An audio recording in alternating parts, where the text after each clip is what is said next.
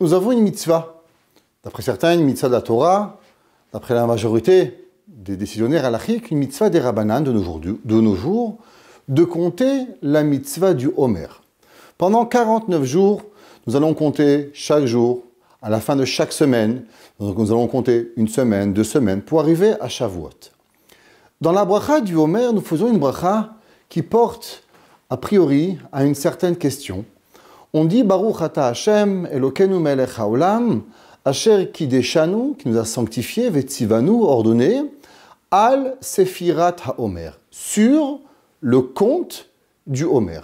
Qu'était le Homer? Le Homer était un sacrifice d'orge, un sirit ha'efa, une mesure qu'on apportait le 2e jour de Pessah. La question est, pourquoi nous disons sur le compte du korban du Homer? Le korban du Homer étant déjà passé, la mitzvah qui vient à nous est la mitzvah de compter les jours du Homer. Il aurait été préférable de dire Asher kideshanu bemitzvota vetzivanu al sefirat, sur le compte Yemé ha-Homer, du jour du Homer. Pourquoi disons-nous seulement al sefirat ha-Homer? On sait très bien que dans la Torah, chaque mot qui est utilisé a une raison profonde et nous apprend quelque chose d'extraordinaire. Dans la vie, il y a 2 états. Il y a un état qui s'appelle davar yakar, quelque chose de cher. Exemple, un adulte comprend et conçoit que chaque action que nous faisons a des conséquences. Un adulte comprend, je veux manger quelque chose, il faut que je paye. Si je mange de la viande, alors je ne pourrai pas manger du lait par la suite. Je veux un objet, il faut que je le paye, que je travaille pour avoir cet objet. À l'inverse, l'enfant ne comprend pas la succession d'événements. Un enfant veut maintenant du chocolat, il va manger maintenant le chocolat sans réfléchir aux conséquences. Est-ce que maman veut? Est-ce que c'est le bon moment? Est-ce que ça va me faire mal au ventre? Il pourra manger 1 kilo de chocolat si on ne l'arrête pas, sans réfléchir que ce soir, il sera malade, pauvre enfant, d'avoir trop ingurgité du chocolat. Donc l'adulte a une capacité particulière de pouvoir concevoir que la vie est faite de suites d'événements. Qu'un événement amène à un autre événement. Un homme se marie, il comprend qu'à partir du moment où il se marie, il va avoir des obligations, il va avoir des enfants. Ces enfants vont être pour lui une source de plaisir, mais aussi une source de responsabilité supérieure à ce qu'il avait avant le mariage. Il comprend que si avant je gagnais X montant d'argent, au moment où je me marie, il y a de nouvelles responsabilités qui viennent et que je vais devoir trouver une parnassa plus grande, un travail différent pour pouvoir être le soir à la maison, m'occuper de ma femme, m'occuper de mes enfants. La vie fait que chaque acte que nous faisons nous apporte à un nouvel acte, que cet acte-là va être dépendant de l'acte que j'ai fait hier, de l'acte que j'ai fait avant-hier. Et la vie est une suite d'événements qui va arriver. Depuis Pessah à Shavuot, on fait cette mitzvah de Sefirat HaOmer. Chaque jour de notre vie, on fait des actions.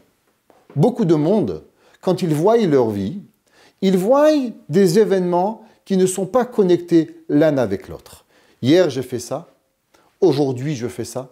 Demain, peut-être que je ferai ça. Et ils déconnectent les événements l'un avec les autres. C'est ce qu'on appelle dans la Torah, normalement, un événement qui s'appelle Mikré. Mikré, on sait ce qui veut dire, dans le langage hébraïque, quelque chose de par hasard, un hasard. Aujourd'hui, il m'est arrivé telle chose. Demain, il m'arrive autre chose. Après-demain, pourrait m'arriver autre chose. Amalek, par son principe, la Torah nous dit, il s'appelle Asher Karcha Baderer, qui t'a refroidi dans ton chemin. Chachamim nous disent, que veut dire Asher Karcha? Pas automatiquement dire qui t'a refroidi, mais qu'il veut que tu réfléchisses que chaque événement qui t'arrive dans ta vie sont des événements indépendants et ils n'ont pas de connexion l'un avec l'autre. Beaucoup de monde vont voir un miracle hier, un miracle aujourd'hui, un miracle demain, à la place de voir toute leur vie comme un excellent miracle, un miracle incroyable de Akadosh Baruch Hu, ils vont voir leur vie comme des points indépendants l'un de l'autre, sans jamais connecter les points l'un avec l'autre. Pareil, quand on fait des efforts, faire quelque chose, une personne fait un régime, elle arrête de manger un jour. Alors, elle ne voit pas obligatoirement le résultat dans 3 mois. Mais si elle voit un jour, et après un jour, et 10 grammes, plus 20 grammes, plus 50 grammes, à la fin, le tout va faire que cette personne aura perdu du poids. Un effort qu'une personne fait envers autrui. Je fais un effort, je l'aide, 1 jour, 2 jours, 3 jours. Au bout d'un certain moment, je me transforme en devenant non seulement une personne qui a fait du bien, mais je me transforme totalement en un Baal Chesed. Que veut dire un Baal Chesed? Quelqu'un que sa vie entière va devenir une source positive de bien envers autrui.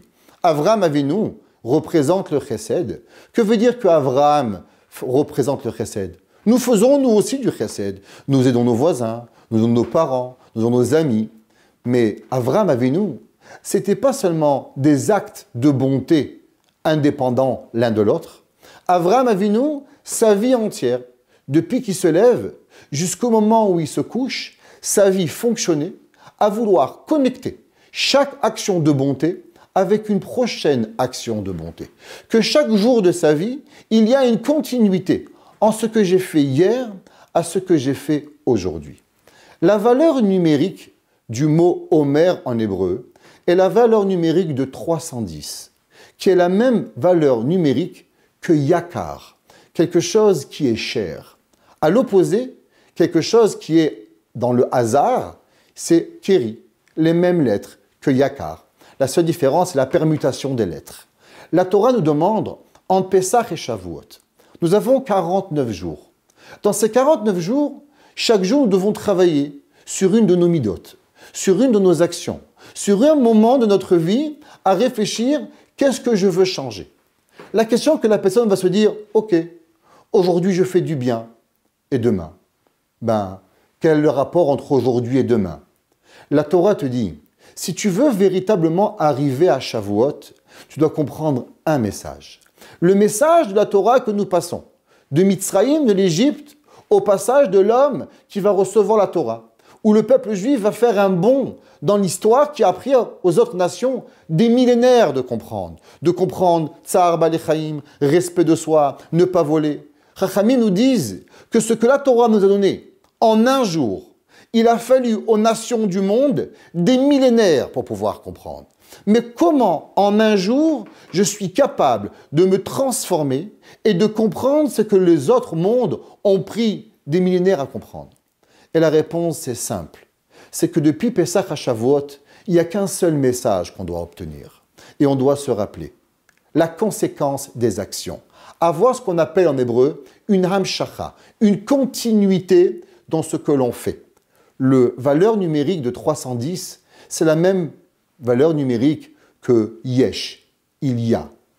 La Torah nous dit, si tu veux comprendre c'est quoi le passage de l'esclavage à l'homme libre, à l'homme de Torah, il faut obligatoirement comprendre que chaque action que tu fais a une valeur, a une importance, pas obligatoirement par rapport à l'action que tu as fait, mais parce que l'action que tu fais te connecte à l'action de demain.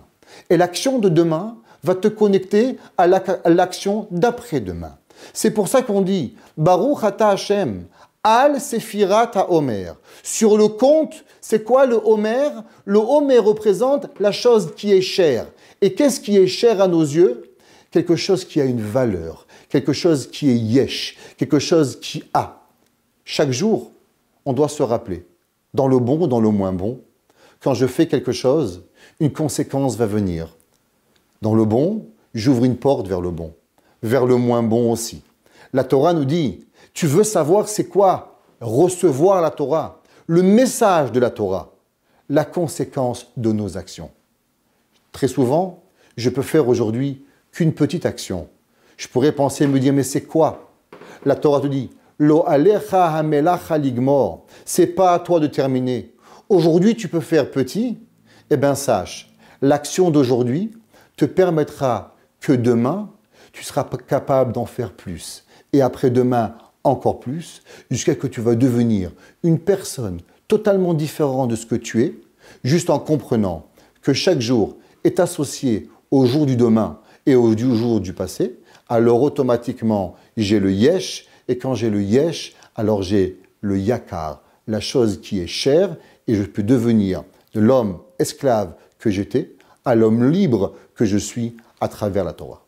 La ligne d'écoute Torah Box, c'est une équipe de thérapeutes et coachs bénévoles à votre disposition chaque jour pour vous écouter et vous aider à surmonter votre difficulté, problèmes de couple, solitude, dépression, violence, harcèlement. Vous n'êtes plus seul, nous sommes là. La ligne d'écoute Torah Box, un service unique, gratuit pour vous. Depuis la France au 01 80 20 5000 et en Israël au 02 37 41 515.